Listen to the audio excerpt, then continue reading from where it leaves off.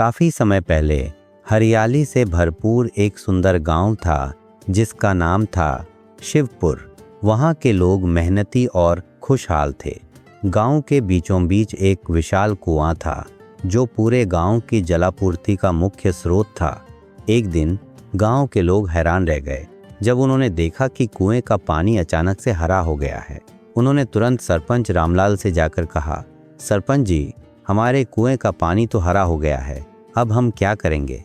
रामलाल ने गंभीरता से कहा, यह तो बहुत बड़ी समस्या है, हमें तुरंत इस पानी की जांच करवानी होगी। उन्होंने गांव के हकीम जी को बुलाया। हकीम जी ने पानी की जांच की और कहा, यह पानी जहरीला हो गया है, इसे पीने से लोग बीमार हो सकते हैं। हमें जल्द ही इस समस्या का समाधान ढूंढना होगा। गांव के लोग अब चिंतित थे। उन्हें समझ नहीं आ रहा था कि पानी अचानक कैसे जहरीला हो गया। रामलाल ने सुझाव दिया, हमें पता लगाना होगा कि यह जहर कहां से आया है।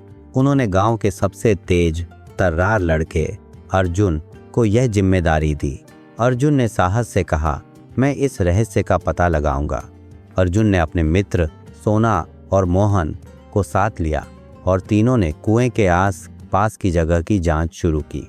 अचानक उन्होंने देखा कि कुएं के पास की मिट्टी पर कुछ अजीब निशान हैं। सोना ने हैरान होकर कहा, यह तो किसी जानवर के पैरों के निशान लगते हैं। मोहन ने कहा, हमें इन निशानों का पीछा करना चाहिए, शायद यह हमें असली कारण तक ले जाए। अर्जुन, सोना और मोहन ने उन निशानों का पीछा करना शुरू किया। निशान उन्हें गांव के बाहर एक गहरी जंगल की ओर ले गए। अर्जुन ने साहस बटोरते हुए कहा, हमें इस जंगल में जाना होगा, हो सकता है कि हमें यहाँ कुछ सुराग मिले। जंगल में घुसते ही उन्हें एक पुराना टूटा हुआ मंदिर दिखाई दिया। मंदिर के आसपास का वातावरण बहुत ही डरावना था। सोना ने डरते हुए कहा, यहाँ कुछ तो गड़बड़ है, हमें सतर्क रहना होगा। मोहन ने सुझाव दिया, चलो इस मंदिर की जांच करते हैं, शायद हमें यहाँ कुछ सुराग मिल जाए। उन्होंने मंदिर में प्रवेश किया और अंदर का दृश्य देखकर दंग रह गए। मंदिर के अंदर कई पुराने ग्रंथ और तांत्रिक चिन्ह थे। एक कोने में उन्हें एक पुराना बक्सा मिला जिसमें कुछ विषैले पदार्थ रखे थे। अर्जुन ने बक्से को ध्यान से देखा और उसमें रखे विषैले पदार्थों को पहचानने की कोशिश की। उसने कहा, यह तो वही जहर है जिससे हमारे कुएं का पानी जहरीला हुआ है। सोना ने उत्सुकता से पूछा, लेकिन यह जहर यहाँ कैसे आया और किसने इसे कुएं में डाला? मोहन ने बक्से के नीचे एक पुरानी चिट्ठी देखी। उसने चिट्ठी उठाकर पढ़ा, यह तो एक तांत्रिक की चिट्ठी है। इसमें लिखा है कि उसने गांव को श्राप देने के लिए यह जहर यहाँ रखा था। अर्जुन ने गुस्से से कहा, हमें इस तांत्रिक को ढूंढकर उसकी योजना को विफल करना होगा। वह हमारे गांव को बर्बाद करना चाहता है। अर्जुन, सोना और मोहन ने मंदिर की और भी गहराई में जाने का निर्णय लिया। मंदिर के अंदर उन्हें एक गुप्त दरवाजा मिला जो उन्हें एक गहरे सुरंग की ओर ले गया। सुरंग के अंदर का माहौल और भी भयावह था।